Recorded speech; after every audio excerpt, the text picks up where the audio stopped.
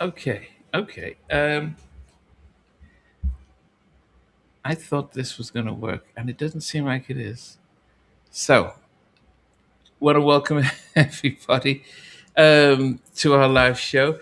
It was supposed to work. I'd uploaded a video and everything, and it didn't seem to work. But not a problem. Oh dear. I understand why it didn't work. I put it in the wrong place. But anyway, how is everyone doing this evening? Very good evening. Good. Very good evening to everybody. Our Very. tentative start there apologises for that. To all of Yes, there. yes.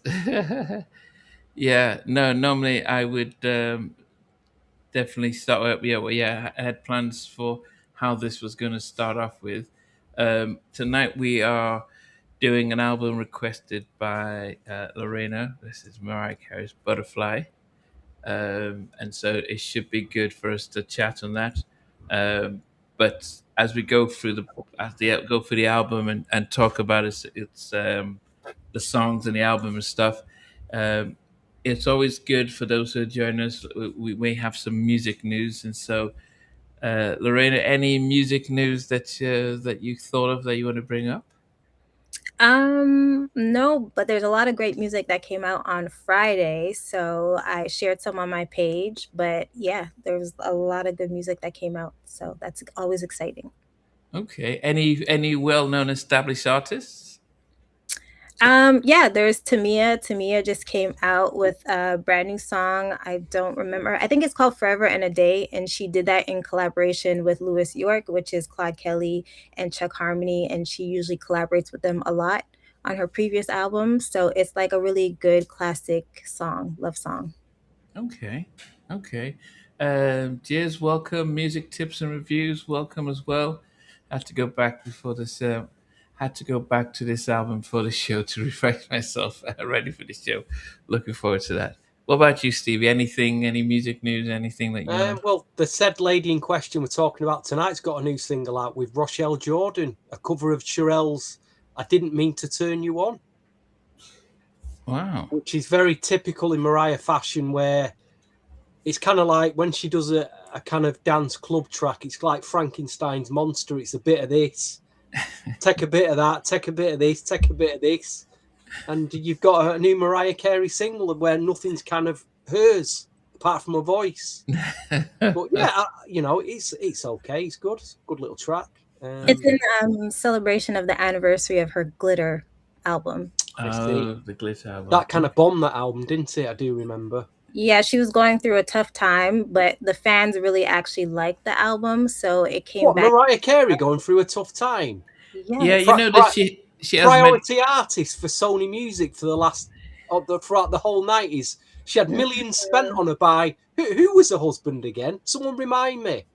Yeah, Yeah. but this is starting Who like was the after husband? Someone this is remind after me. the divorce. She kind of did not have the best Oh, turn. poor Mariah.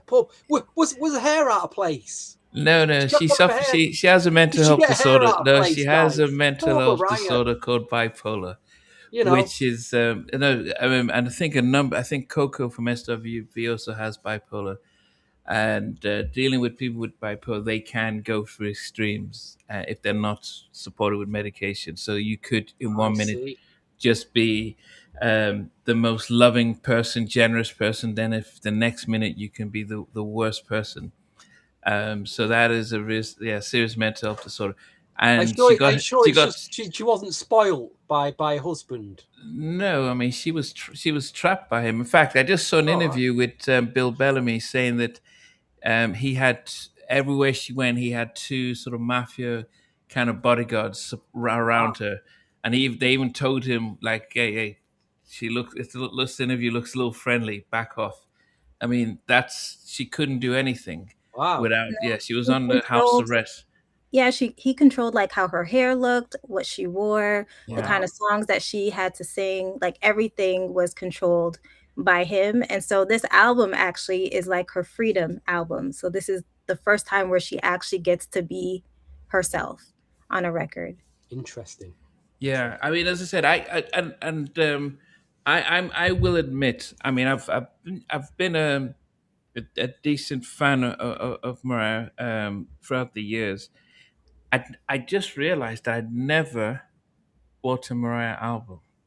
So this was the first time I'd listened to an entire album by Mariah Carey.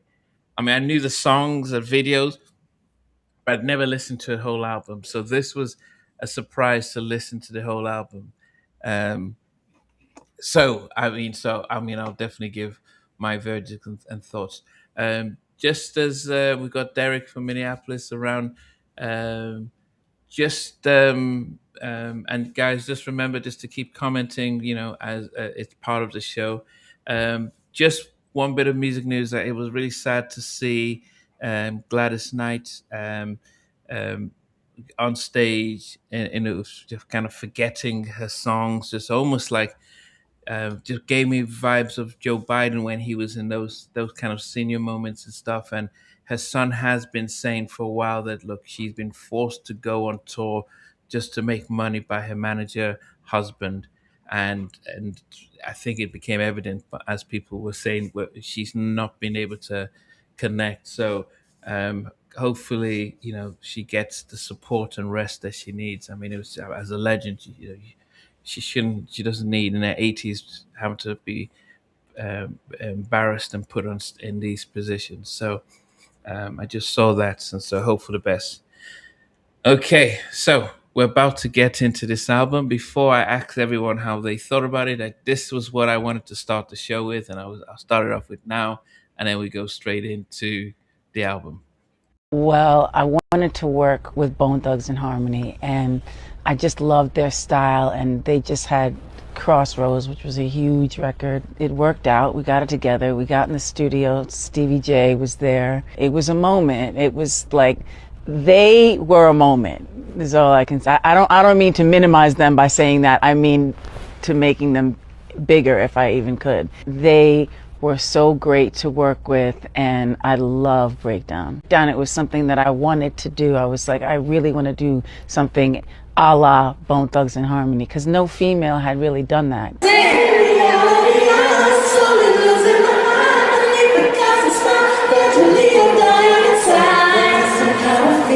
And I like it missing me, cause I don't want you to reveal the fact that I'm suffering so hard on the sky till I go home at night and turn down all the lights and then I break down and cry.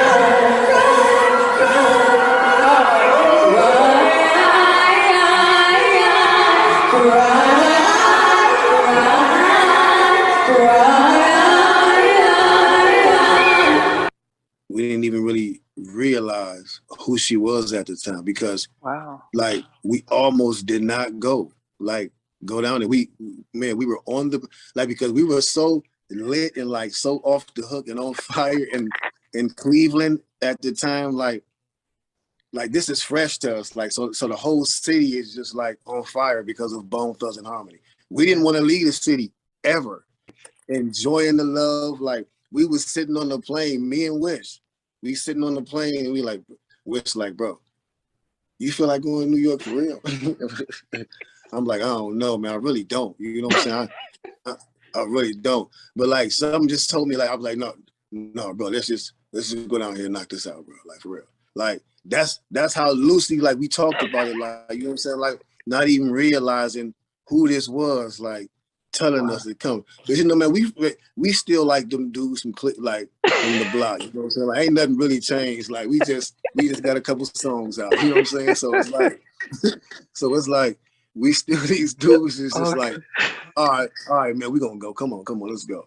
You know what I'm saying? So we go down there, man, and it was like she had it set out for us, man. She had the herb set out. She had the Hennessy on a silver platter, though, man. Like, on a literal silver platter, though. Like, no bullshit, like, for real.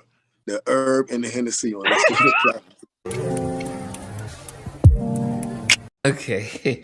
I just thought it was interesting just to see how adventurous she was able to be after she got her freedom, where she was able to get, sample the Mobb Deep track, get Bone Thugs and Harmony, get Puffy, go away from the Celine Dion type of ballads and stuff, and actually go to her roots, which was hip hop and R&B. What did? Because I know Lorena, you've this is do you have the vinyl with you? No, I don't have it with me right Of now. all nights, you were I shooting know. last I weekend and of all know. nights. Okay, I know. okay. But what did you? Well, no. Okay, I'll start with Stevie. Um, what did you make of this album, especially coming from her? It's a Vision of Love album, and sort of that type of when she was just known for the ballads and stuff. I just remember at the time I was warming up in an R&B club. Benny's in Ratcliffe, and I was on the mailing list, DJ mailing list for all the major labels that send you records to play, and Sony were just chucking out Mariah Carey 12-inch promos. And I was getting all these promos from the album, to play the mixes. I never really listened to the album at the time because I just thought it's going to be like all the others. It'll just send me asleep. But I thought at least I knew that you always got one or two like club type upbeat tracks on a Mariah album, and they're the only ones that I listen to really. So it has been interesting pulling this album off the shelf and listening to it, and it's it's like, has Mariah Carey ever taken a musical risk? Because all her albums do the same thing. It's like you get one or two up tempos, then you get a bunch of ballads, and to be fair, she just gives the fans what she wants. But I always think, has she ever taken a musical risk like a lot of artists do? And there are, the fans get upset, don't they? It's like, why doesn't it sound like this one? This is my favorite album, so, but I just felt it was a safe album. I felt it was one word that sums it up for me. It's a harsh word, this, and you're all going to disagree with me, but she should have called the album Emotionless, because that's how I feel when I listen to it. It's just like, it's beautifully sung. She looks stunning on the album. There's not the outfits, there's no hair out of place. I've seen some video clips of her live on stage performing some of this album, and the fans running on stage, and she's like, whereas Michael Jackson had hugged him to death, she's like, just don't come to, it's like, don't get my hair out of place. And when I'm listening to her sing, she's hitting, she's so concentrating, getting them notes and hitting the perfect note, that I just don't feel it. I don't feel the emotion coming out of it. It's like when I heard Jackie McGee sing Make It Last Forever, my guts are on the floor because I can feel that. Whereas this, the beautiful ballads, don't get me wrong, they are beautiful ballads, but I just don't feel the I don't mind the club tracks. There's a bit of oomph and a bit of bass to them, but overall, there's some tracks I can't even understand what she's saying.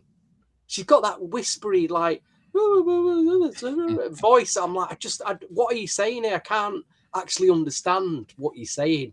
God, I'm really going in tonight. I'm sorry, Ray, because you picked this album, but you're getting all barrels from me tonight. You're getting all barrels, so that's really what. That's how I'd sum the album up. A couple of good club tracks, and the rest of it makes me. I might as well get the sleeping bag out. Okay. Lorena, I'm surprised you didn't bring your vinyl today because you own the vinyl. But what did you make of it? I'll get it after. But yeah, this is one of my favorite Mariah Carey albums. I feel like it is, I don't know, maybe because I've been following her career like as a little kid. So I don't know. I felt like this album was different than her previous albums. They were more pop based. There are songs that are similar to her previous album on this one, but I feel like we got like a glimpse of it on the previous album with Fantasy, like how she had ODB on the track, and then she had the remix with Puff Daddy. And then on this album, we got more of a hip hop influence. But I really like this album. I really like the storytelling on the songs. I love her background. That's something that she is really focused on in a lot of her songs. She puts a lot into her background vocals. And it's funny that Stevie mentioned the whisper, because the whisper tone is something she introduced on this album. And then it kind of followed her throughout the rest of her career. So that was something that was introduced here. But overall, I love this album. Like, I've never gotten tired of it at all. I was surprised that she didn't use Jermaine Dupri as much as she did from her Daydream album. Any thoughts around that? I know she has a remix, a So Def remix for My All with Peter Guns and Lord Tariq. But no, he didn't. There's nothing from him on any of like the main tracks on the album, which is different. But I don't know why she didn't work with him on this one. Apart from a remix to Honey. Yeah, I would say that I appreciated the fact that she went into went this direction, and it must have been a risk and a gamble because she started and she was geared towards an adult contemporary market, and with the kinds of songs that they were bringing for her, and the fact that this time around, this is the first album after the divorce, and so she's able to get, Puffy. Well, he was gold dust at that point in time. But Bone Thugs and Harmony. I mean, that just seems like a very strange collab, and she even made the effort to almost sing and sound like them on the track, and but she still had to, give a mixture of, let me get some of the old stuff because I know that I've got an audience for that, but let me do some of the stuff that I really like. And I have to appreciate the fact that she co-wrote and co-produced a lot of her tracks, so she knew what she wanted and what she wanted to convey. So she isn't just somebody who, I've heard stories from other artists from other producers talking about, they'll bring this song to this artist and the artist's name shows up as a co-writer because that's the only way they're going to sing it, and stuff. But she, if she's writing her song, she writes it, and if you're going to join in, she'll let you join in. So yes, so I did enjoy this album, and I don't want to mention any of the songs that I really loved because it might then almost spoil my top 10 stuff. But I was impressed. As I said, my very first Mariah album from top to finish, and it made me feel as if maybe I haven't given her enough chance, and maybe I should listen to more of her stuff. So it'd be interesting going through everyone's list, especially as Stevie thought she didn't take any risk and it was just a bland album. Okay. So, without any doubt, so guys, if this is your first time joining us, what we are going to do, that the 12 songs on the album, we're going to count down our top 10 from 10 down to 1. But when we get to before we get to number 1, we reveal what our top 10 is and then speak on number 1. And so if you are able to do the same, that would be great. And the fact that there are 12 songs, it means that in a way keeps our number 1 as a mystery. And neither one of us know what each other has chosen, so which is the fun part too. So it'll be a big surprise to everyone. So, Lorena, starting from number 10, what came in at number 10 for you? Number 10 is the song called Outside. It's towards the end of the album when things like really, really slow down. So I put that in at number 10. Okay. What did you make of the song? I still like the song. So, but there, of course, are a whole bunch of other songs that I really, really love. So that's why, like, my 8, 9, and 10, still love them, but there's other songs that I'm going to listen to more. Okay. Stevie J, what about you? What came in number 10 for you? I just wish some of our viewers a good evening. Big shout to Nigel Brown. Big shout to Jez. How you doing, sir? DJ all day, who always makes me laugh. Doc Funkist, how you doing, sir? Good to have you on board this evening. Ginger Bootlegs is with us. I like that name. I do like that name. Benson's, how you doing, sir? With the big super chat there.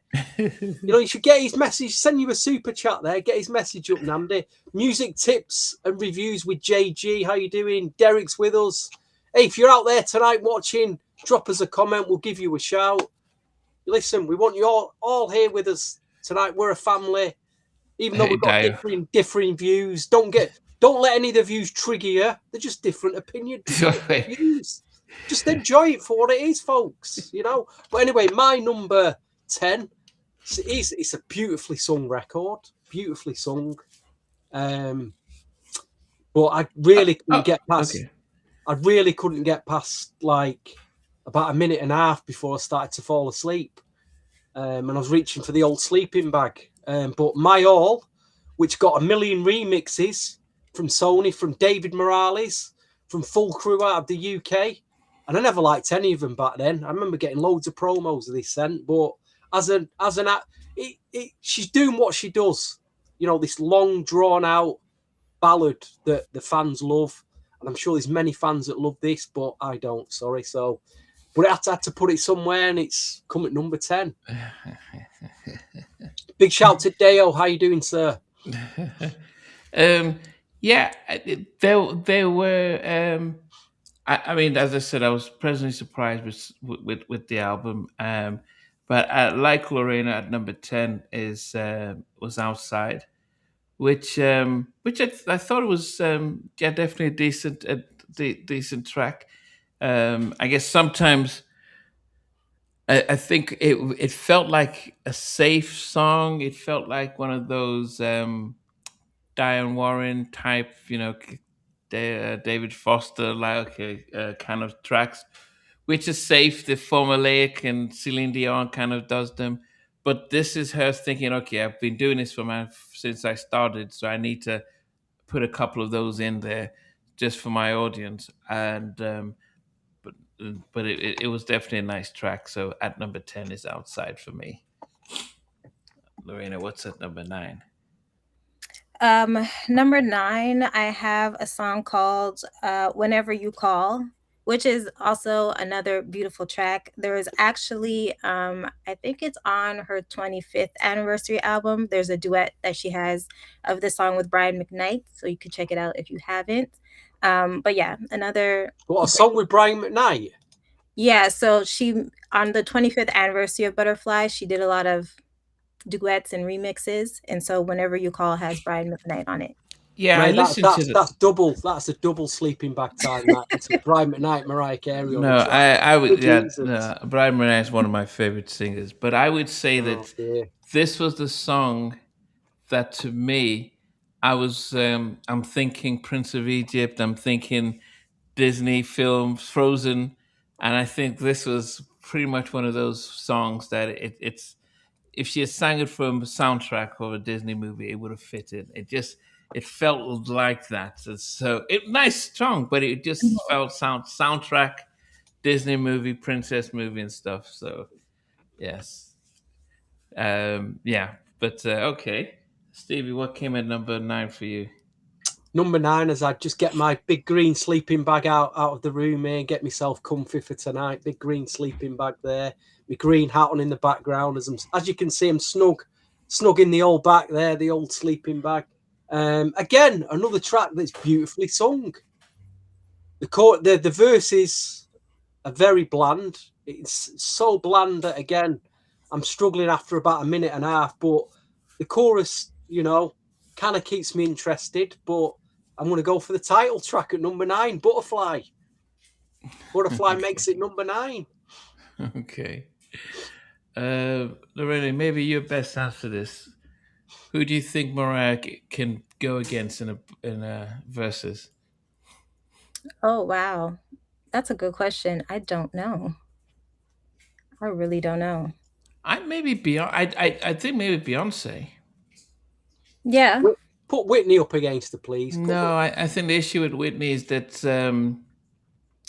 I always think Whitney's just a step ahead.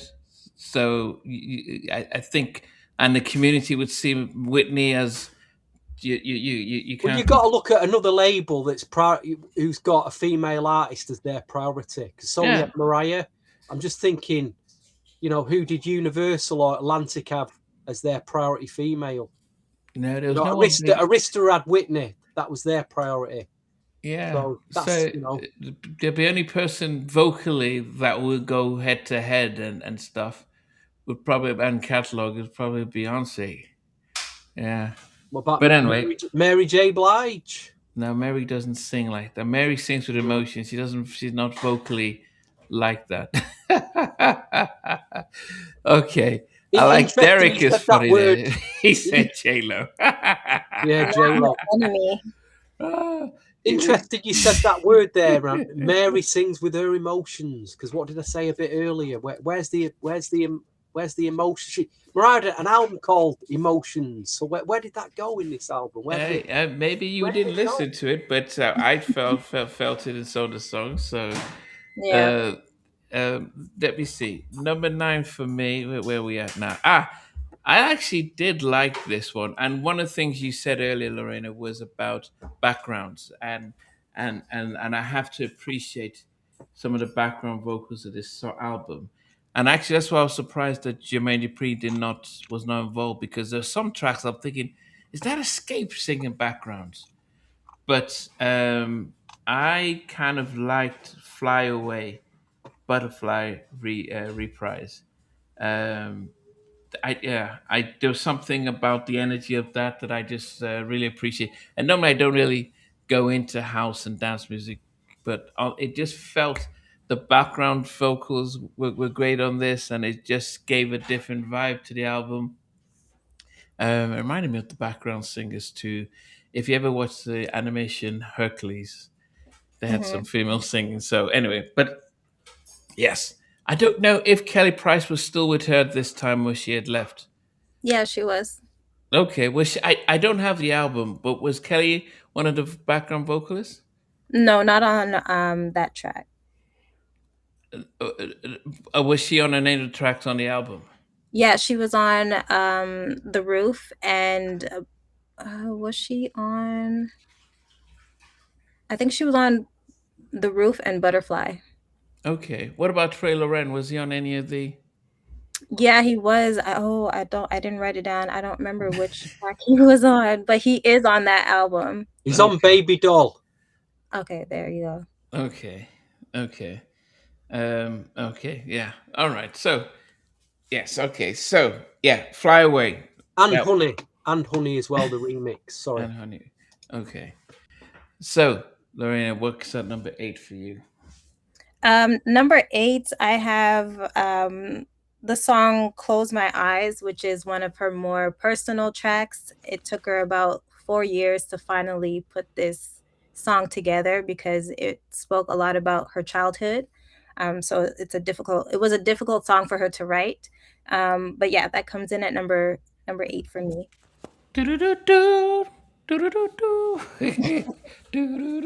Yeah, that one was a little hard for. I was like, okay, it's like, where's this one going to? So that was hard one for me to sing, to listen to. I didn't really. I was like, okay, there was nothing. It just felt like a track, and I will have to agree with Stevie that for the first time I'm listening to the album, I'm like, what? I can barely make out what she's saying. And that was frustrating to me. I could barely hear what she was saying. Janet sometimes does that as well, where and if I'm not your, and so that was a little frustrating with this. When I listen to say Coco or even Mary, I can hear what they're saying and I can follow it. But with this, I did struggle with most of the songs. Like I could barely hear what she was saying and what she was singing about. So that would be. So I would agree with Stevie on that one. Okay, Stevie, what did you have at 8? Probably the best out of the really bland ballads, and yeah, again, beautifully sung. But again, sent me asleep. But he managed to get to number 8. I thought this seemed to be out of all them bland ballads that I can't impossible to listen to, I thought this is probably the best out of a bad bunch. So I've gone with Outside at number 8. Okay, you had it higher than the rest of two of us, so you must have appreciated it better than us. Okay. I can't remember it, to be quite honest. It's just there. Really can't remember it. I'll be honest, I struggled with the top 5. I really, but then again, I thought, yeah, that the top 5's decent. I did struggle at first, but and the rest of it, I could just no. Oh wait, Steve. So, okay, because if you think of it, tell me one album that you've suggested that I've not been into it, but I've given a top 10 that and put the energy and effort in it. Well, I am. You're getting the energy from me. You're getting From strong views. Take That to London Jones, all of those albums, I would come in, get the songs, really listen, talk. I'm backing up everything I'm saying. Okay. I'm giving you a reason why. I'm backing up everything I'm saying. Now, whether you agree with me or disagree with me, that is up to you. Okay, but as I said, not one album that I've done, whether I liked it or not, but you probably no one person would think about other than the album itself. At number 8, what's happening? Oh, damn it! The camera stuff keeps coming. There it is. Not sure what's happening here. Where is that popping out from? Okay, hopefully it doesn't fall off again. All right. Where are we at? Number 8. Yes. So this track at number 8, when I listen to it, it then takes me back to the time that how I wish the time I met Mariah Carey that there were people had mobile phones that had cameras on them, because I didn't have that. And I would have taken a picture with her when she was with her Spanish boyfriend. But when I listen to this song, it takes me back to that moment when I could have had my moment, but I didn't have a camera. But the little Spanish kind of guitar in there, nice little flavor and stuff like that. But get his favor. No, we did the Zan album actually. We did the Zan album, and I gave it 100%. So Stevie could have testified. Not one album that. Well, you're getting 100% of my opinion tonight. You're getting 100% of my opinion. I have not slagged off one album. Whether I liked it or not, I've cheered it on and rooted it and stuff. My all is at number 8 for me. Okay. We're at number 7. You just can't handle my opinions on this, can you? No. I did say before dinner, don't let our views trigger you, folks. And look who's triggered. No. Folks is getting triggered now. It's because I can see Lorena's like, oh man, this is my favorite album, and it's Stevie's. Yeah, but not everybody's gonna like everything. That's fine. I'm not mad. You didn't even bring the album out. I just can't believe you. Oh my god! Showing us the vinyl stuff. After I get my number 7, I'm gonna go get it. So she's always disclaiming. This was like, yeah, I don't really know that. I'm like, I thought you're gonna be showing us it to show how proud you are of it. We have got someone who could do match. Is it who just said it before? Perfect, Jake Green. You nailed it on the head. You should put Mariah against Celine Dion. Both big voices, both bland records. There you go. Load of albums. Yeah, I would say that from the okay, let's say hello to Nigel Brown and Deep One Deep. Welcome, and is it Denzel Kings from LA? Welcome. I would say the issue is that if we're talking Mariah's first 3 albums, maybe, but because she moved into this sort of R&B and stuff, I think it's the catalogs just don't match up. Yeah. Anyway, go ahead, Lorena. Number 7 for you. Number 7 is a song that was co-written by Missy Elliott, and that is Babydoll. Okay. Who did that production there? Carl Rooney and Mariah. Okay. Where did I put that one? Did I even put that in my list? Okay. Corey Rooney. Yeah, Corey did some. I mean, if you think about Corey, um, very underrated. I mean, from his days of the Father MC, and also as a singer, and did stuff with the Barge and stuff, Elder Barge. So he was all over this. Okay, Stevie, what's that number 7 for you? While Lorena go gets the album.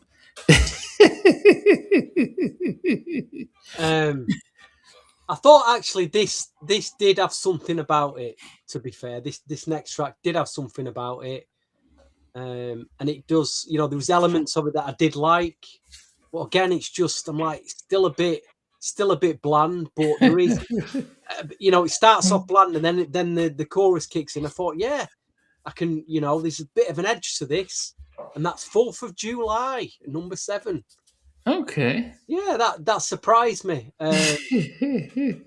You know, it surprised me. Which of her albums would you say you appreciated the most then? It's hard because I think after this, there was more. I thought her albums got more clubbier. Glitter. Oh, you appreciated Glitter? Glitter, the fantasy album. I thought, yeah, she's getting more in a dance groove here. So I think, but all these, you know, from 1990 right up until this point, I felt all her albums were kind of the same. Like you say, they'd have a few dance club tracks on it, and then the rest of it was pretty bland. I mean, the best track she ever did for me, never made an album.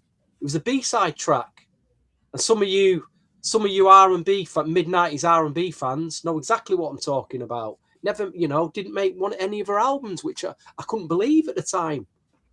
And that's the one where she actually did put a bit of emotion into it that I actually felt, and she never included it. So, but anyway, 4th of July, yeah, it's all right. It's, you know, it's 5, 6 out of 10 for me. Okay, I think for me it was.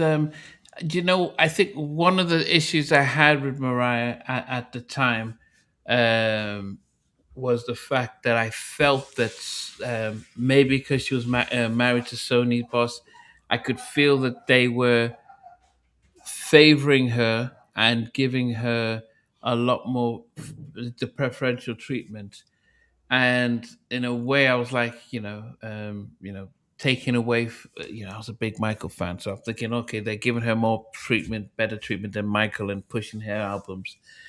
But I think, as Land of the Good Groove said, I think when the emancipation of Mimi came out, I felt like, oh, okay, I liked the direction she went with that album. It was more up my street, because this album has a mixture of R&B songs and pops and sort of adult contemporary songs. And I think by the time L.A. Reid got a hold of her for the emancipation of Mimi, I think the songs were more like, okay, this is my lane and I'm staying in there. And it was almost like a comeback album. Yeah. Thoughts, Lorena? Sorry, I'm lost. Thoughts?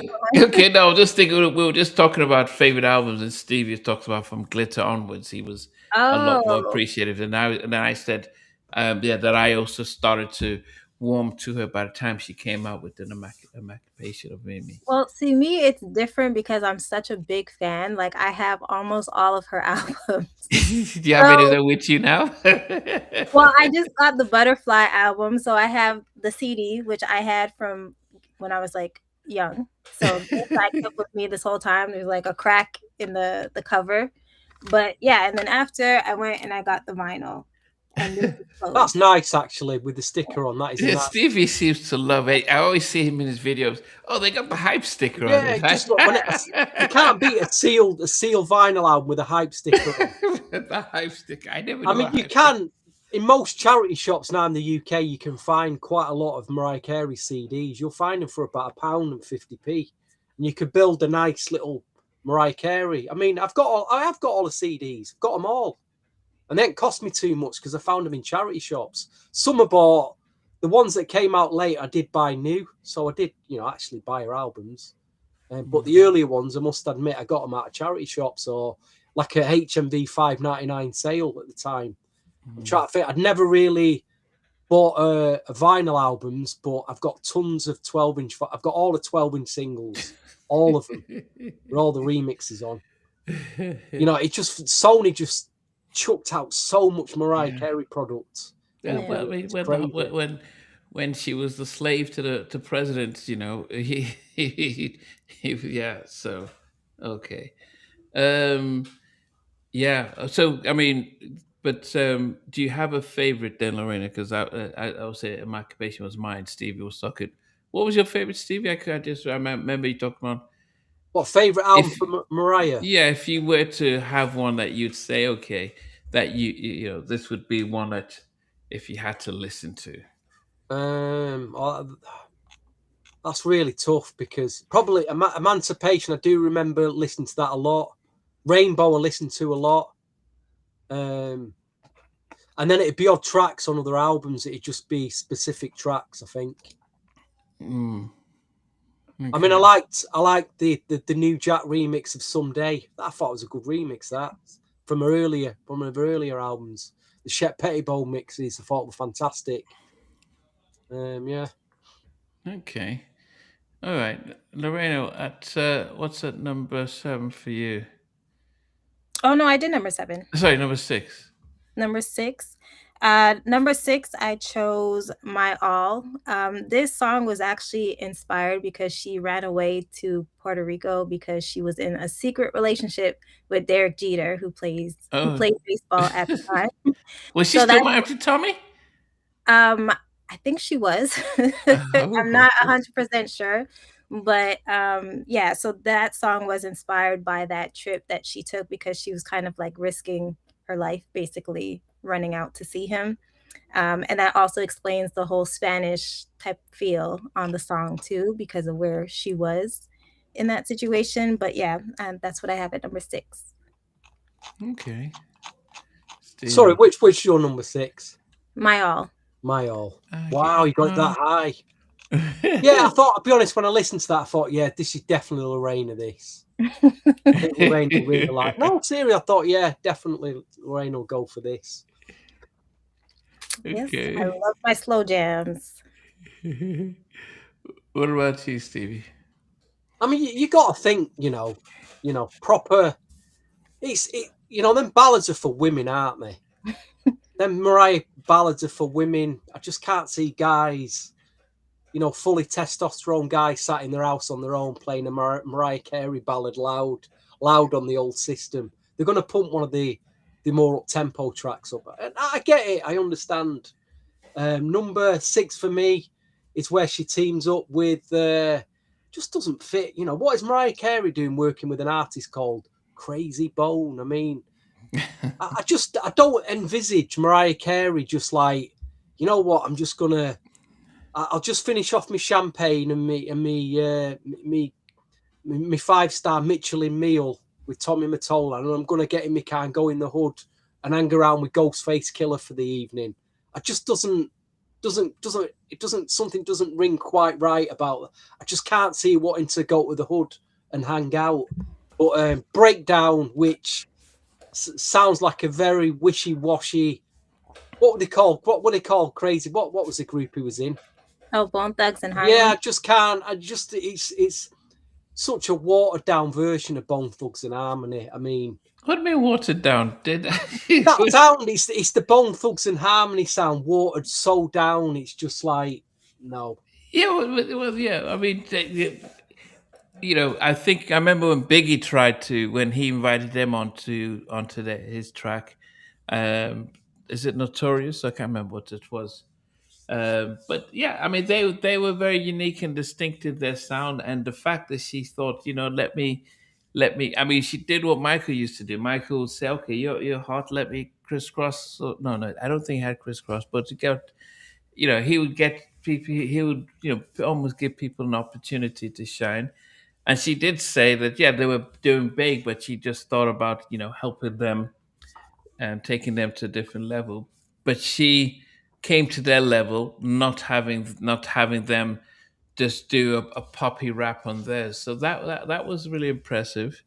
And as Crazy said, she had the herbs and the weeds for them went in a platter so that they could smoke while they're in the studio and be settled. And Stevie J was doing productions. Notorious Thugs, thanks, DJ. Well, like you say, it's number 6 for me, but it didn't do much for me. I'm sorry, you know. Jez likes it. Nigel likes it. Fair play to you guys. Didn't do much for me. At number 6 for me, this is the contrast from this song. This is the contrast when you listen to this song that I'm about to share, compared to Whenever You Call or My All.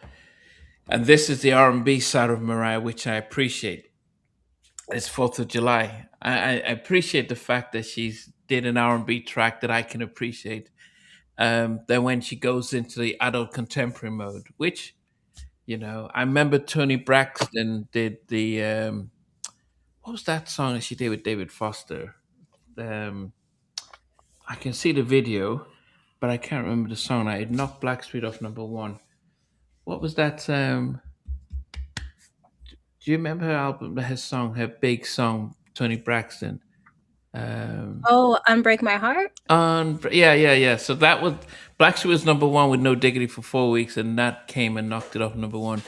And Tony went that direction, and then she went into that song, took her into the Mariah Carey, Celine Dion market when you have that kind of big ballad type of stuff. And they're okay songs, but as I said, there's a breakaway from what I enjoy. So I like 4th of July because it sounded like a Beyonce kind of track in a way, kind of track that I could hear Beyonce do. And that's why I think she could go head to head with Beyonce. But yeah, 4th of July. Tommy Turner was connected. Yes, it's as I said. Bill, as I said, Bill Benjamin was just on an interview podcast talking about how he sounded like he was in the mob or connected to the mob, and he was. And Michael called him the devil. He says Thomas Tull is the devil, and that he kept Mariah as a prisoner, and Michael helped her escape. She reached out to him, and he helped her escape. So it's only now we're realizing that he was Suge Knight. DJ All Day said that he was Gene Griffin before the Gene Griffin, but on a bigger scale because he ran the biggest label at the time. All right, number 5. What do you have, Lorena? Well, we are on the same wavelength because at number 5, I have 4th of July. That is one of the songs that I love. I think it's because of the storytelling. You can literally close your eyes and see exactly like what's happening in the song. She takes you like on that journey with her. But yeah, I love the song, background vocals. I love the just the beat of the song, everything, how it all came together. So it's one of my favorites off of the album. Okay. Stevie, what comes in number 5 for you? Good evening to the land of the good groove. How you doing, sir? Good evening to Nat. Is that Nat or Nate? It's probably Nat. One Deep Malore is with us. Jake, the Pax is with us. How you doing, sir? Have I missed anybody else? Danzel Kings is with us. And JT Moore. Right, number 5 for me. Heavily inspired by Prince. Is this even a Prince song? The Beautiful Ones. Yes, it's Prince cover. Yeah, again, nice. It's got it's got everything about Prince that you'd want, but just Prince with Mariah Carey just doesn't go together with me. It's just like Prince is an artist that took so many risks. Lived on the edge. Musically lived on that edge. Whereas Mariah Carey just was frightened to death to get her hair out of a place. So. Yeah, get real Drew Hill in to get some R&B credibility. Why not? Again, nice track, but just nice. Yeah, I mean, I wouldn't say that I mean, for her to step away from her career, which was adult contemporary pop rock, and to say no, I want to do stuff that really is what I'm really into. That is like Pink. Pink came out, they did her R&B stuff, and she's like, "No, I want to do my stuff." And that's always a risk because you can alienate your an audience. To be fair, her voice and what she does, it is made for Celine Dion, David Foster. It's made for that kind of, which she does. She does a lot of it, and it's, you know, and she does that very well. I'm just not into it. That's all. Yeah, but she doesn't do that solely because half the album, she went into the R&B route, which is a limited market when you're trying to get onto Kiss and you know, those type of pop stations. I also the fact that I would not think that she is has the same sort of background like Halle Berry, because I always used to think she was white. You know, the albums are gray. The way they did her hair, I didn't realize that her dad was black, and it probably was stuff that Sonia Matola were trying to do. She later has come out to say that it wasn't her intention to look white and pass as being white. But even in this picture, she looks white. You know, so it's yeah. But as I said, I know when I saw the Honey video, I was thinking, okay, this is different from Mariah. She's got some hip hop artists and Puffy, and she's not singing those big ballads and stuff. Yeah. Okay. Well, for me, it's not even whatever complexion of skin. It's not even an issue for. The thing that I'm commenting is actual voice. A voice fits. She's got the voice for. It's what they call in the 70s. They called it AOR, didn't they? AOR or sorry, MOR, middle of the road music. That's what it is. Just nice middle of the road, lovely sung, lovely voice. You know, just keep it safe. Gets on the radio, and that's where, you know, she fits that. And like you say, she did do quite a lot of R&B tracks. I don't see her as an R&B artist. You know, I don't see her as mingling with hip hop. I just don't see her as that kind of artist. Yeah, you know, but she would tell you that that's her music, and that's where she actually feels more at home. Fair play. I just, you know, is it because of how she was introduced, like her previous album? It's a voice. It's, you know, she's hitting them notes. It's almost like operatic at times. It's like, again, I'm not focusing on the way she looks or a complexion. I'm just listening to her voice.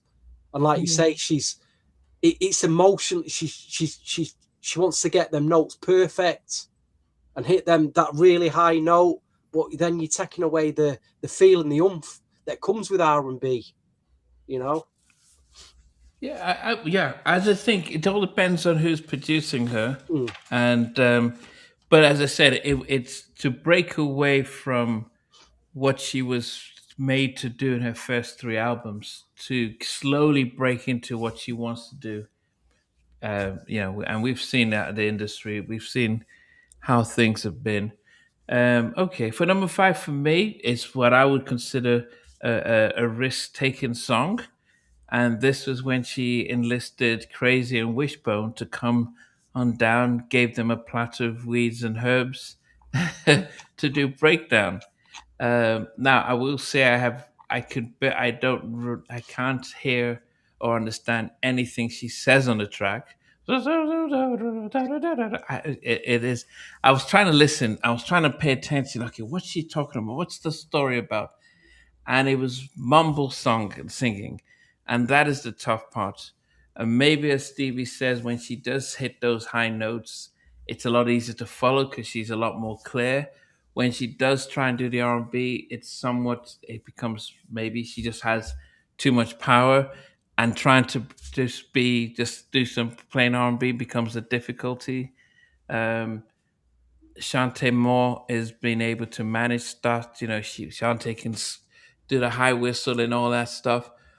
But I think she's able to, you know, come down and do some songs that we can appreciate as well. But Break It Down with Bone Thugs, definitely. Is Puffy listed as a producer on this? Do you guys have the album? I'm surprised. Yeah, on the big single. So Puffy's on Break It Down, because they only said. Oh, so not Break It Down, no, on Honey, innit? No, I'm talking about Break It Down. All right. That's my number 5 for me. But do you guys have the album to see if Let me Puffy? just. Can I see Stevie J and Mariah Carey on it?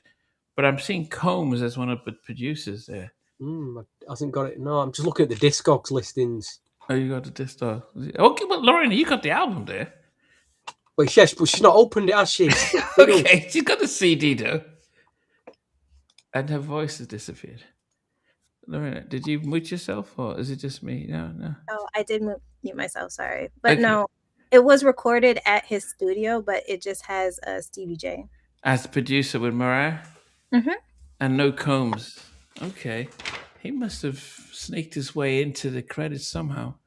All right. Well, he's on he's on Honey. Yeah, I know Honey, but this one. Okay. All right. What's number 4 for you? So number 4 is the second song on the album, which is Butterfly. So this song is another personal one for her. She said this is what she wished her ex-husband would have said, like would have let her go. But of course that didn't happen. And this is also the track that introduced that whole whisper tone that we hear throughout the song, and then the rest of her albums, she uses that as well. But yeah, I love this song, so I put it at number 4. Did we do number 7? Yeah. What was your number 7? Mine was Babydoll. And Stevie, yours? 4th of July. Okay, mine was Butterfly. I don't think I remember talking about that. I don't think you did. I think you must have. I think you went on a long view. I think it was the bit where you was having a go at me for having me. not agreeing with you all tonight, and you've got to get your own track out there. Yeah, I had Butterfly number. I was thinking I hadn't talked about Butterfly. You had that thought of like, I don't think I'm gonna get in the back of your head. I'm gonna get Stevie on the next podcast. I'm gonna give him a red card and put him in the tin bin now for the next podcast. No.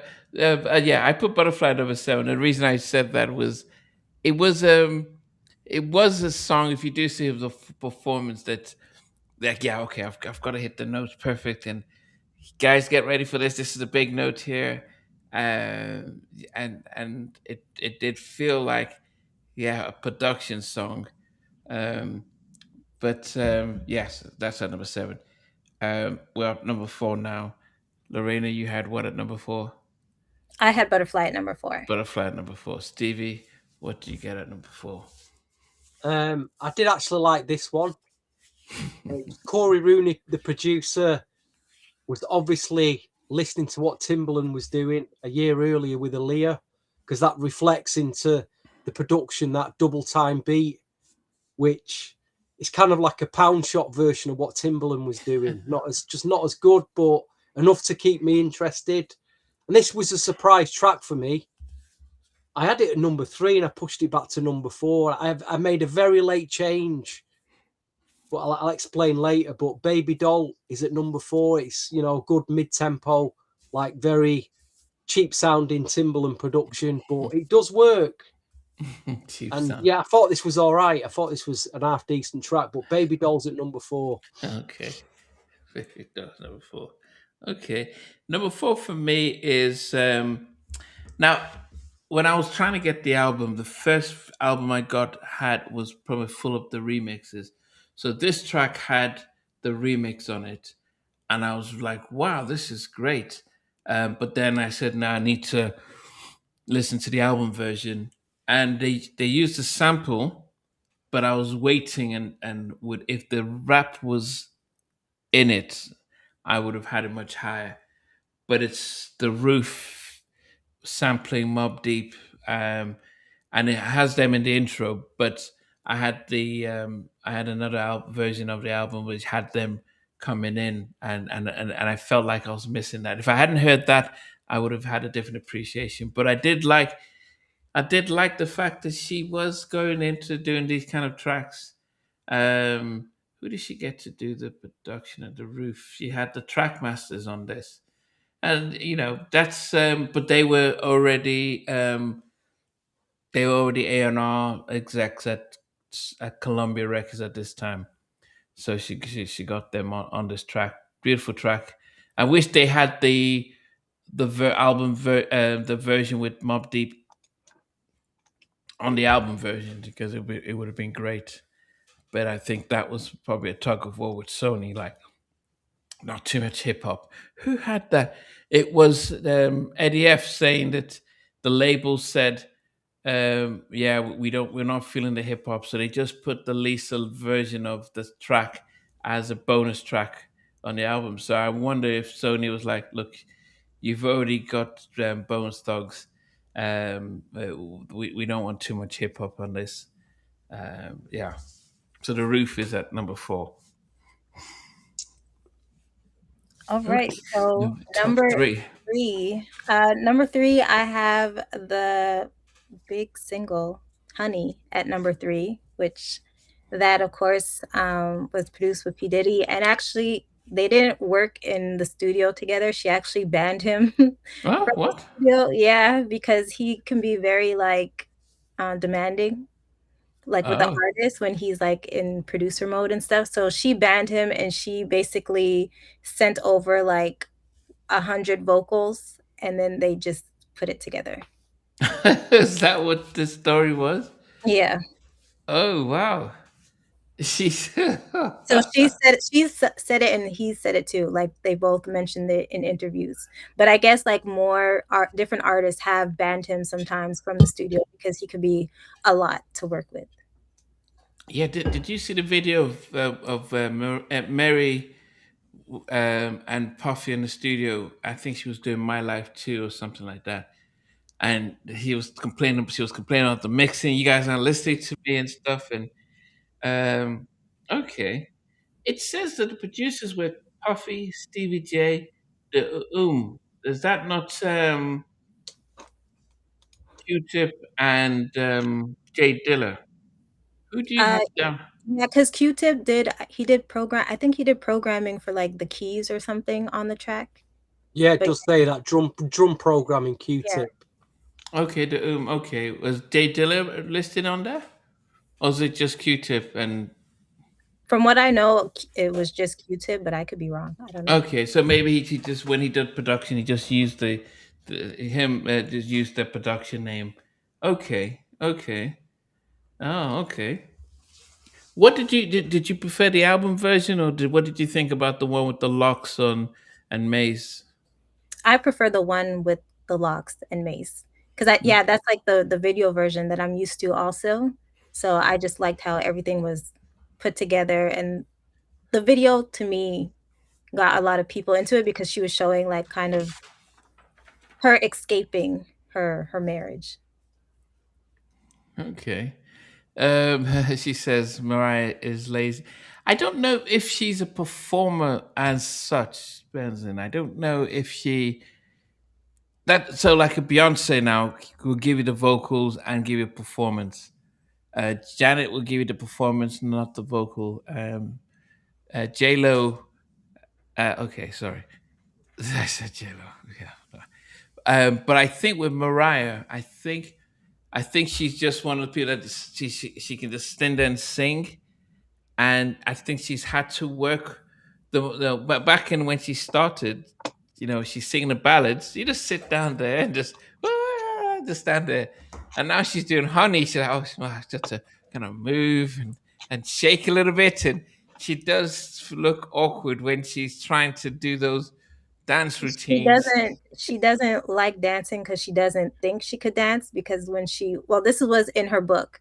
I think it was her grandmother or something had mentioned to her like that she's not good at dancing. So it kind of stuck with her. So she's not Yeah, confident okay, yeah. when it comes to the dancing.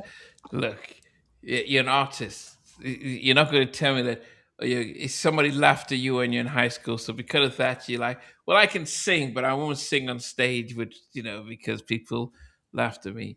I think she naturally just didn't know how to dance and perform. She was just so used to, as Stevie said, about just singing. And when you're singing, just sit there and sing. But when you think of a Janet, well, no, let's think of Michael or Beyonce. They just feel the music and they're just singing and dancing and performing. And I think Yeah. Does Whitney, does Mariah mime, or is she not? Does she, is she a live singer? I've never seen her. Have you seen her live? Okay. Yeah, I have. To me, she sings live. I think that's why too we hear when she does have a bad night. But yeah. Okay. Okay. Um. Okay. Yeah, but I know that she does always look awkward when she performs. Um. The upbeat track. She doesn't. She does feels as though it's a big deal. Okay, Stevie. She just strikes me as someone that's been locked away in a cupboard forever, and they just let her out every now and again to promote the album.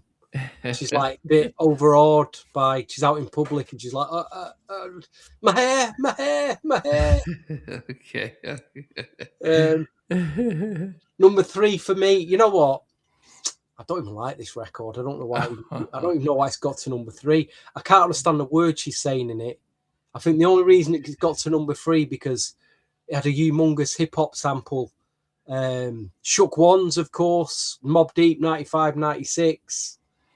Again, why they're using this utter classic grimy hip hop record for Mariah is like, well, why did you do this? Why you just spoiled a hip hop classic here? And then slowly just chucking loads of 12. I've got all the 12-inch promo, the remixes, the Mobb Deep with Mobb Deep on it, the full crew remixes. There was some David Morales. They were just trying so hard with this record.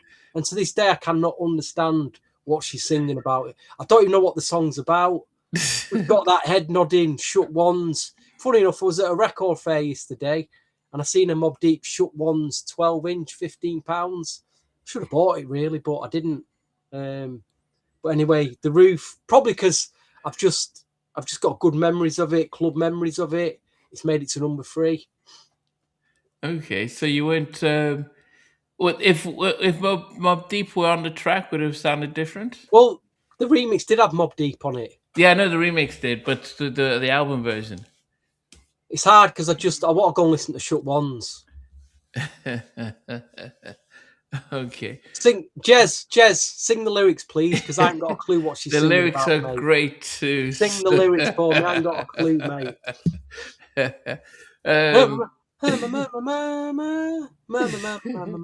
I would say that yes. I mean I won't disagree with you when it comes to. I remember the thing that was on my mind when I was listening to most of the songs. It's like, if this was Coco, I would know what the song's about a lot. I would hear the lyrics. I could understand the tonations, and it's a frustration, like I do when I sometimes listen to Janet. It's like, some songs are clear, but a lot of them you're not, and that can be a frustration. But I can appreciate the vocals and stuff. All right, so what number was that, Stevie? Okay, 3. Number 3 for me is I prefer the remix. Getting Puffy and singing Honey, doing her little James Bond video was also a cool thing. I think, yeah, this was when Puffy was going into the 80s and looking for samples. I don't know what the original song for Honey. What do you know what it is, Stevie? Oh, thank you. Mind of the Good Groove. Sorry. It's the big sample in it. I do, but off the top of my head, what do you say, Lorena? No, I was thanking somebody. They said I'm giving Jody Watley vibes. Oh, okay. The earrings are not as big, but you're getting close. Yeah, you're getting close. Yes. Okay. Yeah. So yeah, Honey, and yeah, I did like the ones with the locks and maze on it. Mariah, You're on Fire. Did anyone else use that? Mariah, You're on Fire, other than this on this track? Okay. No. I thought somebody else tried it. I thought maybe Jermaine Dupri took it up and stuff. MC. Was this the first time they'd called her MC? I'm not sure. I don't know if he did it on the Fantasy remix, but maybe. Okay. Oh, did Puffy do the Fantasy remix? Yeah. Was ODB on the album version, or The album version, the original one. who did the album version? Who produced that? That's a good question. Okay. Yeah, Honey said on the credits, "Hey DJ." Oh Hey, yeah, hey DJ, want to play my song? da. I'm dancing all night. Yeah, well, And then you've got the body rock from the Treacherous Free from the Sugar Hill days. God, They're the samples that yeah. I mean, you may get a hit song from Puffy, but you will be sharing that credit with 100 people. he's the sample master, man. He just he takes it, drops it in there. Like he's so hence he gets his production credits and his other credits in order to supplement. But I remember artists complaining like, yeah, man, he just takes too much samples and that just messes up our publishing and stuff. Okay. Yeah, Honey, like Lorena, is at number 3 for me. Now, what's that number 2, Lorena? Oh, well, before getting to number 2, Fantasy, the album version, it was produced by Mariah and Dave Hall. Oh, yeah, Dave Hall, yes, from Untouchables. Man, Dave Hall, he's done stuff with Michael, with Mariah, with Mary. He's a silent assassin when it comes with Madonna. He's everybody. Yeah, Dave Jam Hall, silent assassin. Okay. Yeah, Lorena, what's at number 2 for you? Number 2, I put The Roof, which I think is one of the best songs on the album. I actually understand what she's saying. And what did she say? Tell us the gist. She is talking about that she was on a roof on a rainy night and she kissed this guy, which is Derek Jeter, which we all know now. This song is about him. So she's just taking us to that time, basically, of what happened on the roof. I love that she used Mobb Deep for this. I thought it was different. Obviously, we didn't get that in previous Mariah albums. This is something that she kind of like tapped into from here on out. There is also on the 25th anniversary, she did redo the song with Brandy. Brandy is doing like background vocals and harmonies, and they're stacking their vocals together. So it's really cool because the background vocals also stand out on this track too. So when she does that was Zen, I have no that was. I remember just saying like I was like, okay, I love the track, I love the chorus, but I had no idea what you're talking about, the lyrics, and so I don't know, maybe because like when I got the album, there's lyrics inside, so maybe that's why I know what she's saying because we have like the lyrics here on the inside. But I don't know. Oh, you got the lyrics in here, okay? Yeah. But he's saying that I haven't seen the video, but watching the video helps too. Because that's one thing, like with a lot of these songs, it's like a story that she's telling. But yeah, I don't know. I got it. So your friend is Stevie is a big fan as well. Sounded like me at the time. Maybe Janitorville Rope with the whisper singing. Interesting. Yeah. Stevie, what makes number 2 for you? I got to admit, this was a late change for me. I only put it at number 2 about 5 minutes before we came on air, and I was just checking the credits on the album, and it said this track was produced by David Morales, and I'm like, I don't remember a dance track on the album. Then I remembered, damn it, I didn't listen to this one track that says Reprise, and I thought that had been like a 1-minute interlude. So I thought, let me just listen to this. And then it came in, this dance track, and I'm like, produced by Dave, the absolute house legend, David Morales. And I thought, this sounds incredible. This sounds how did I think I put it number 12 because I thought it'd have been an interlude. And I listened to it. It's like 3.5 minutes long, and I thought, no. I nearly put it number 1. It was that good. So, but number 2 is Fly Away, Butterfly Reprise. This is where she sounds great on this. This really does sound great now. What do you think of the background vocals? Well, let me just see the credits, because you're obviously there's obviously someone on these background vocals. Mary Ann Tatum, it says here. I don't know here, but I could hear some strong black women just singing background. Yeah, really. I thought, wow, this Yeah, is, you know, Butterfly. Yeah, Fly. This is an amazing track. It's a shame they labelled it as a reprise, but wow, phenomenal track. Fly Away. They have David Turpin, Benny Turpin, and Elton John credited as the writers. What is it? Unless they sampled one of their tracks. Probably did. Okay. And I've got to mention Satoshi Tomi was a big part of the dance scene back in the late 80s, early 90s as well. He's credited on the track. Yeah, they pulled that one out of the bag. Wow. Oh yeah, no, I did like it. I did appreciate it. I love the backing vocals on that one. This song for me was so close to being number one. I mean, it was very close to being number one. It reminded me though. I'm listening to this. I'm thinking, I know what the song reminds me of. I Get So Lonely remixed with Blackstreet.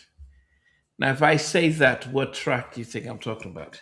Oh, I know which one you're talking about. Babydoll. Yeah. So it's that's Blackstreet doing again the Pound Shop Timberland sound. No, actually, Timbaland did the drum programming on that remix. Yeah, Timbaland. Yeah, if you read the credits, Timbaland did drum programming. So Teddy got Timbaland in to ask him to do the drum programming on that. But I loved the Babydoll. I'd listened to it. I said, oh goodness, I want it to be number one so badly. It's yeah. So it was written by Mariah and Missy. It's funny because it wouldn't surprise me if Missy did the writing. It wouldn't surprise me if Timbaland did sort of the they did the song, but Timbaland was busy, so they got because it is a Timbaland imitation type track, and if the track that Missy's on it wouldn't surprise me if Timbaland did the demo version did the demo, and they just took the demo and stuff for the track. But yeah, I thought, oh, this is. I love the backing vocals of that. Who, please, can you tell credits? Either one of you, you've got the albums, Lorena. Who are the Trent Lorenz backing vocals? Okay, is it just him? That's all it says here. Wow. Yeah, it was. Loved that. Really, really, really powerful. Love the track. I'm like, was it ever released as a single? Not that I remember. No video. Wow. Not that I remember. This was the kind of stuff I was like, Mariah, why didn't you do more of this? Why didn't you do more of this? And I think this is the challenge she had was like, can she go down this lane and not sell as many albums, but does she go down the lane that she went to? It's like the Boyz II Men Jodeci route. Boyz II Men, had those contemporary songs that sold more, but Jodeci had the real club song. Okay, Elton John connection. Somebody Saved My Life Tonight.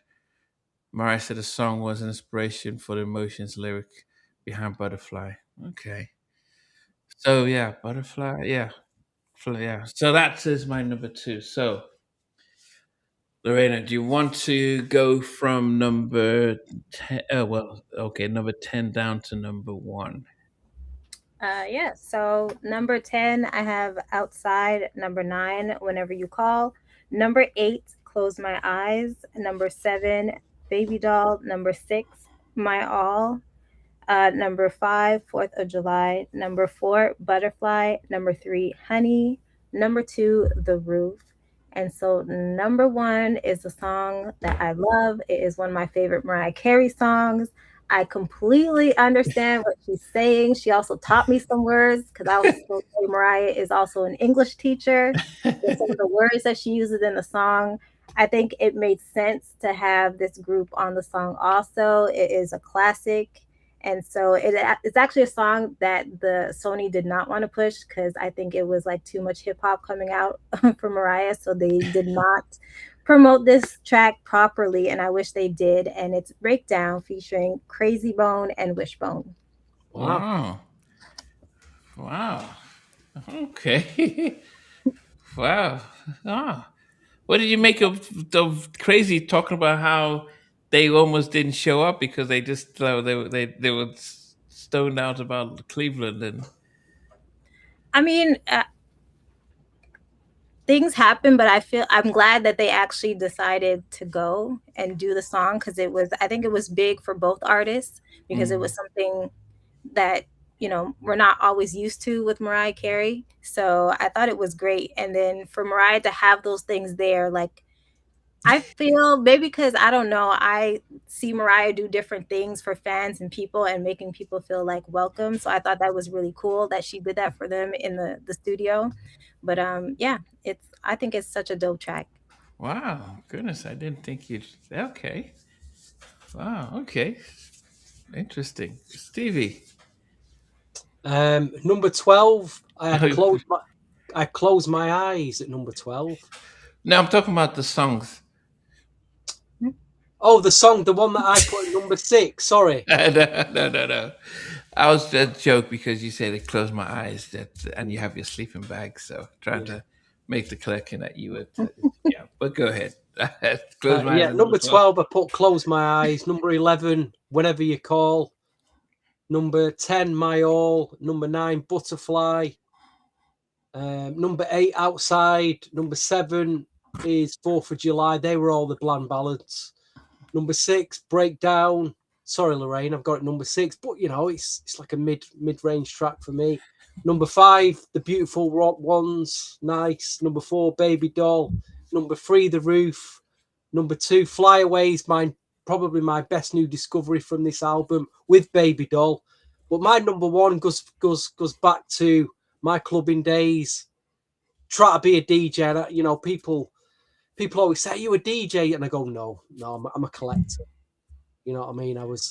I never enjoyed DJing and people coming up to you like, "Can you play this? Can you play that? Or why are you playing this?" I'm like, "Just go away, go away. I'm just playing. Just go away." I never enjoyed that, despite the fact that I've got a 3-hour DJ set coming up in October for someone's birthday. Gosh, I'm not looking forward to that. I'll be honest.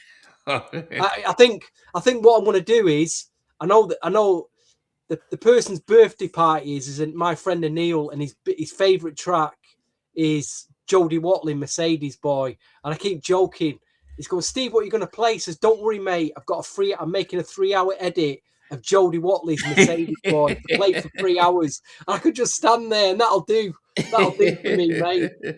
3-hour edit of that going around in a loop. Anyway, my number 1. And to be fair, this was a humongous track, and it did sound great in a club. And she definitely got this one right. It's that man's Puffy on it again. Sonny is just, it's inescapable track. It's, it's a bit of a classic in it. This is a bit of an R&B classic for me, 90s R&B classic. She always had one on the album, didn't she? That was a big monster track, and this was it. So no surprises really for me on this. I put it there. Honey. You had Honey at number 10. Okay, number 1. Okay. I'm just gonna I'm gonna go for number 10 was Outside. Number 9 was Fly Away, Butterfly Reprise. 8 was My All, the Spanish influence song. 7, Butterfly. Number 6 was 4th of July. Number 5 was Break It Down. Number 4 was The Roof. Number 3 was Honey. Number 2 was Babydoll. I wonder if anyone can guess what number 1 is for me. It's one of 3 songs. It is one of 3 songs. Well, you picked that one. The Beautiful Ones. Bingo. Oh, wow. It is The Beautiful Ones. The first time I heard it, and this was the first time I heard it, was this when I got the album this week. And one of the things I thought about is like, man, Cisco. I didn't feel like when Joe did the song with Mariah, I felt like Mariah's singing and you're trying to come in, but you can't vocally match with Mariah. Boys to Men, I give it to them because they've got the vocal stuff. But Cisco, I didn't at one point think that Cisco was not up to the par with Mariah. I felt like he held his own with his vocals, and then you had the groove of I could hear Drew Hill, I could hear them, and they had their own track called Beauty, and it felt like they were bringing that vibe into the song. And there were elements. I think I have to give it up for Carl Rooney for the production because there are elements you hear Mariah's high note in the background, just like this over here, and the whole production. So I mean, I was really impressed with the production, and it started like a Prince song in the very beginning, but by the time we got to the middle part, it just felt like an amazing combo. And I said I wish this was released as a video. It would have done wonders for Drew Hill, but it would have been a different song. So I was impressed by the track. First time hearing it, and I really loved it from day one. So it was my number one song. Wow. It's strange that you guys didn't think much I of did, it. I did number 2, Namdi. When I did you did? Track. Yeah, I did number 2. And it's ended back at number 5 somehow. But Okay. I understand why you picked that track, because he did. I was like, oh, bit of Prince going on here, bit of, it's like, yeah, I can get with it. It's number 2. Put it at number 2, and then I had another re-listen. I thought, it's just a Prince rip-off, really. Just a rip-off of Prince and not as Prince good. actually did not like the cover. He didn't? No. That's what I thought. Just Mariah said in an interview he contrived. didn't like, because he doesn't like people covering his songs. So he told her like he was not impressed, or he didn't like the cover. He preferred her actual songs. Yeah, I in some ways, I think Prince is one person who is. I don't think he enjoys I don't think he ever enjoys a flat compliment like that. So he will always say, and the story with Alicia Keys was the fact that she wanted to sample one of his tracks, and he says no, don't give these people any money. Make it sound similar if you want, but don't use my track because somebody else is going to get paid outside of you. So don't send out somebody else's kids to college. So she learned that lesson. So I think there's something about Prince in doing that. But I loved it. I loved the production. I loved just hearing Drew Hill on it. And I was thinking, man, Cisco. I was wondering which other artists could go head to head with her. Now Luther, when they did Endless Love, when Mariah was trying to do this, and Luther said, "Come back down here, and I'll show you how to woo them with the sexy voice." I almost think Christopher Williams is probably the only other artist that I know has that power ballad voice that could probably work with her. But I thought Cisco. I was really impressed with Cisco on that track. So definitely. Oh, Prince liked Genuine's cover of When Doves Cry. I remember, I remember that one. It was a different type of production. So it didn't sound like Prince's one with Timbaland's production. Yeah. Okay. So, well, Stevie, out of 10, what do you give Butterfly? It's really difficult, this, because I'm being totally honest. If I dig this CD off the shelf now, how many tracks I'm going to actually likely to play from it?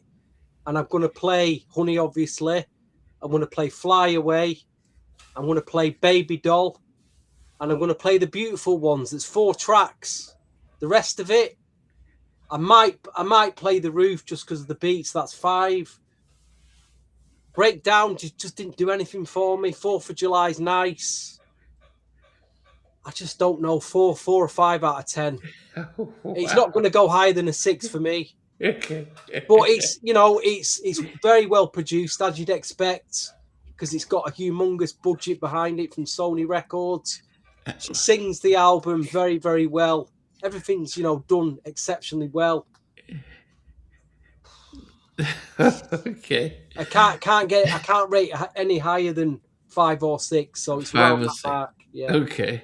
I know, Lorena, what would you give it? This is a 10 for me. I love this album. I always did. Never got tired of it. I feel like it aged well. It's a great mix of old Mariah that people were used to and new Mariah, where we got like Emancipation of Mimi, or the what's the other one here? The Memoirs of an Imperfect Angel, like that type of music from her. So this is a 10 for me. The songwriting is amazing. A lot of the background vocals and harmonies and everything. So this is a 10 across the board. Wow, 10 across the board.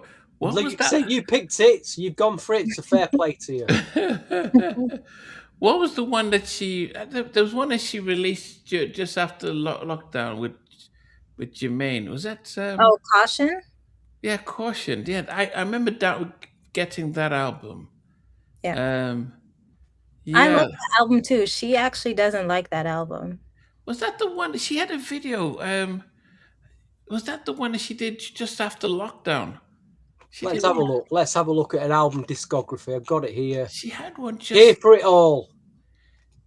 Is that she had one just after lockdown or something like that? I remember she had the video where she was doing some James Bond kind of stuff. After lockdown was the Rarities. After. The Rarities came out. I think that was the one that I remember because I think Well, that's a bunch of unreleased tracks. Yeah. I can't remember. Maybe I can't remember now. Anyway, I would. Wow, goodness, people are. Jez was giving us 9. Nigel's giving it a 9. No, Jez gives us 7. Derek gave it a 10. Dio's giving it an 8. I'm stunned. I'm absolutely stunned. Jez, seriously, mate, how are you?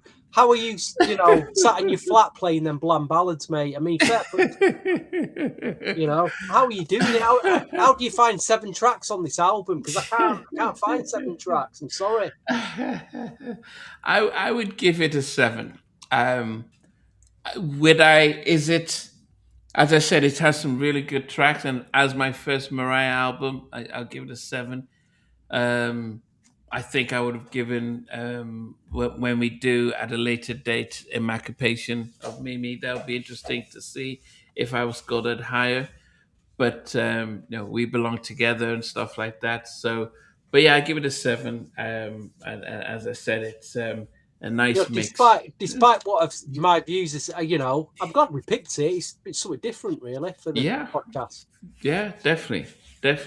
And as I said, she's gone through a lot, and she's had to survive a lot, and But the one thing I remembered with Trey Lorenz saying that she's very loyal to people around her, like those, And unfortunately, when her marriage broke down with Tommy Latola, anyone associated with her on Sony lost their deal. A Law, we're fresh off the success of Head Over Heels and all those tracks, and they just shut everything down, almost like, oh, Mariah's left us. So, and then Trey Lorenz says they just shelved his second album because that's Mariah's best friend, and he got dropped. I mean, that's how brutal it was, and unfortunate for everyone around her when that happened. So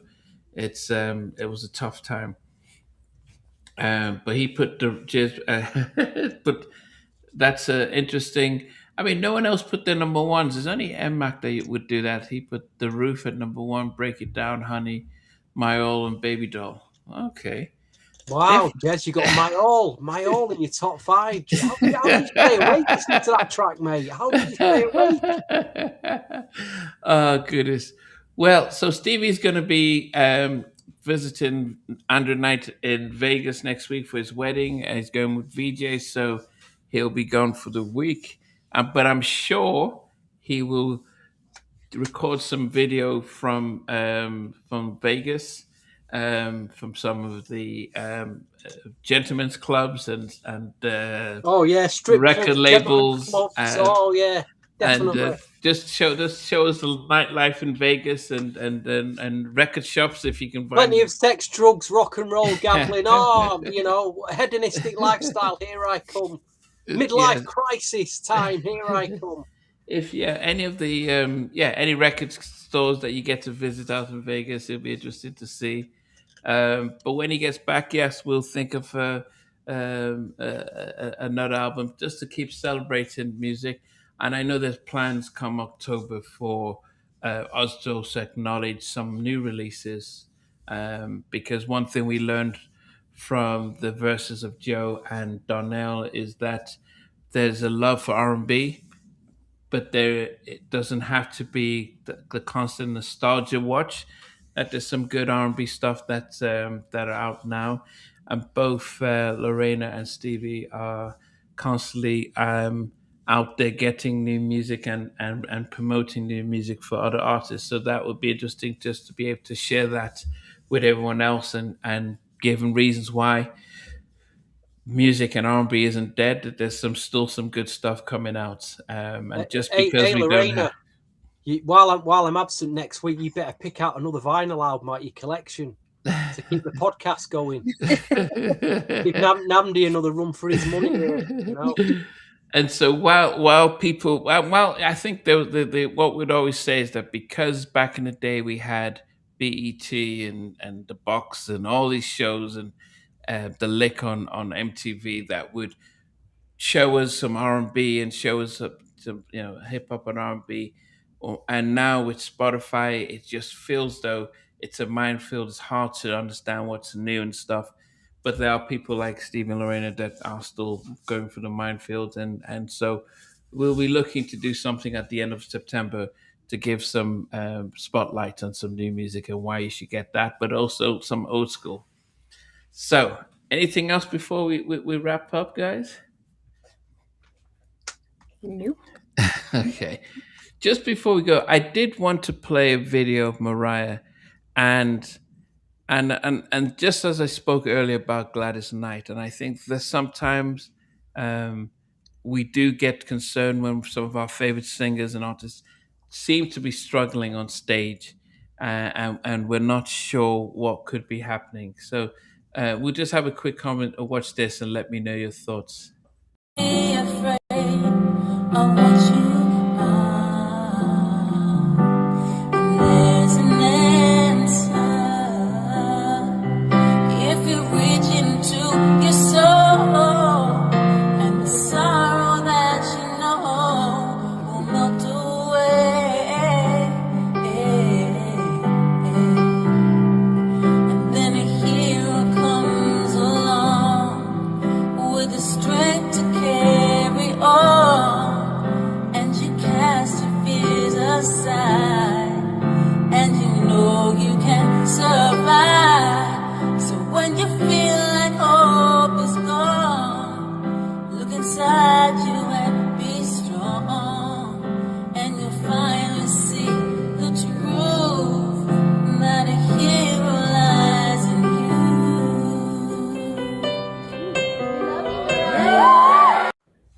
you. What did we make? This was about a couple of months ago when she was at an at a show, and it sounded like she was off key. She did later on say that she was she was unwell and stuff, but she still tried to perform.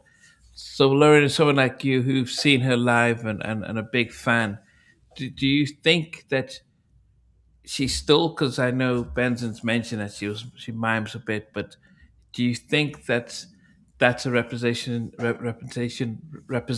of how Mariah sings now, or do you think that was a one-off? No, I think with all singers now, especially like as soon as you have a bad performance or your voice is changing or what have you, if you do not sound like the record or how we remember you, we kind of just write you off and kind of, create those memes and stuff in those videos. And I think that is also why a lot of performers now don't sing live, even though we Mm. think they are. They have like a lot of live tracks that happened. So I don't think her voice is completely gone. I don't think she can do all the things that she used to do, of course, but I've seen her live a couple of times, and sometimes she hits it, sometimes she doesn't. So I don't put it against her. Steven? I mean, the clips that I saw from this album when she was singing live back then in the 90s, she was hitting them notes. You know, she sounded like the record.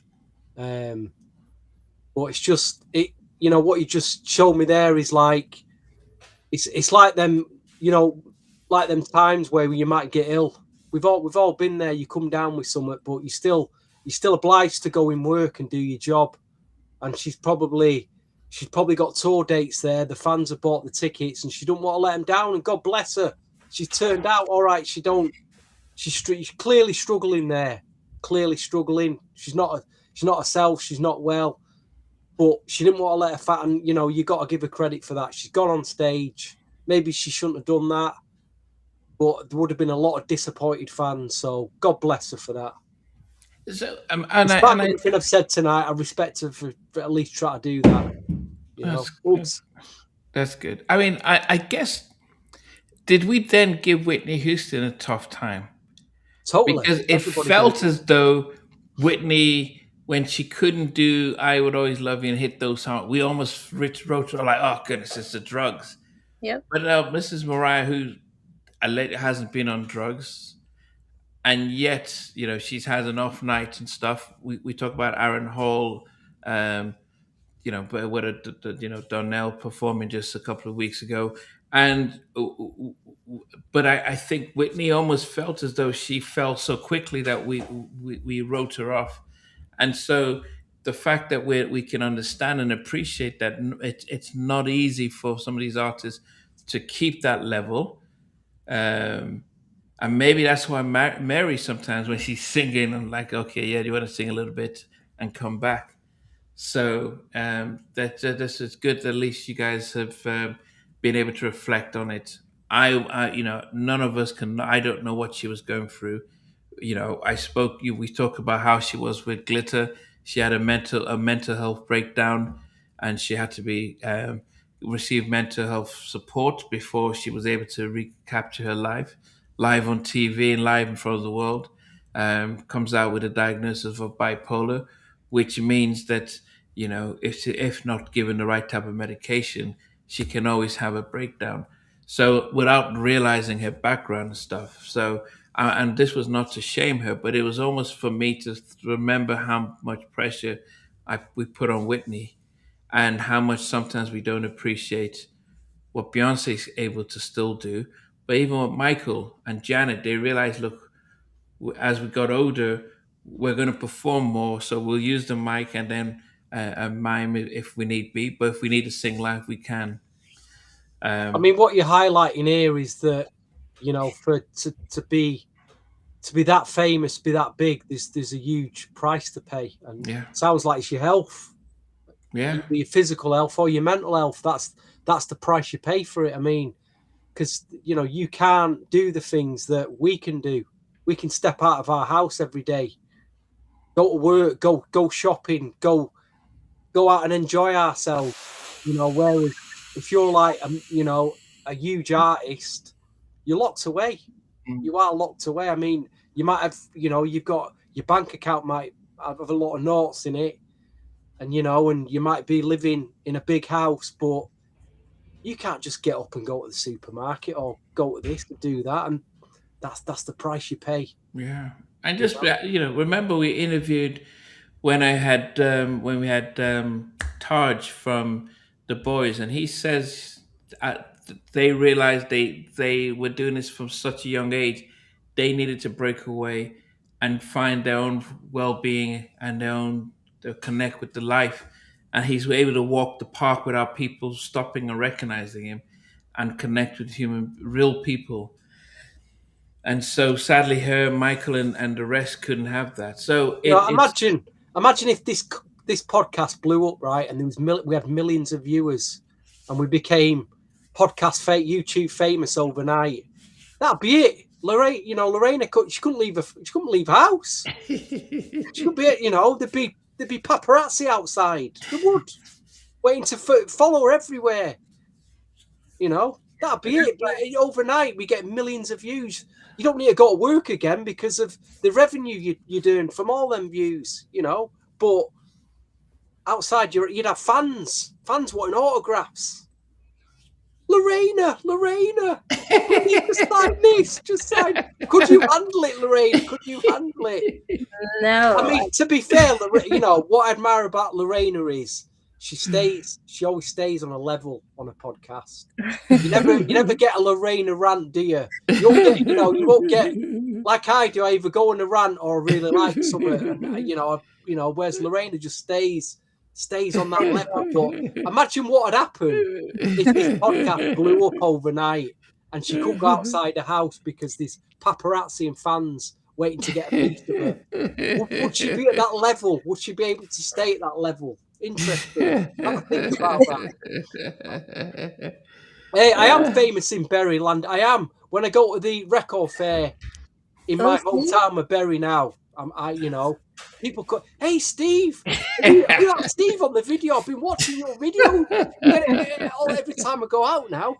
So I am. Yeah, I'm record fair famous now. That's it. That's as famous as I'll ever get. Oh, goodness. I mean, Namdi goes out to the supermarket now, and I'm telling you, it happens to him. You're that Namdi off halftime chat, and he's there with his t-shirt and his hat on. Halftime chat. Yeah, I had one guy do that, who lives local, and I thought he was making it up, and he called his daughter and stuff. And but he was into Guy and Mike and Teddy and all that stuff, and I actually thought he was trying to talk to me about where do you get the stuff in your grocery bag and stuff. But yeah, and I went to a concert and somebody did say and had people do point out, but as we're joking about this, I do, as I said, I'm not one who would try and bring down artists or people in the spotlight because God knows, I could not imagine what it's like. What about that clip I saw of Chris Brown, right? They're all the fans are waiting for him. He pulls up in the car. All the fans are there. The security there. It's all hectic. The doors open to the car, and you're like, you're waiting for Chris Brown to come out. What about 8 girls get out the car before he even gets out? Eight girls. I'm like, the guys. I don't need to say anymore, do I? I don't need to. That's the life you live. You know, that's the R&B lifestyle. You've got 8 ladies getting out the car first before you even get out.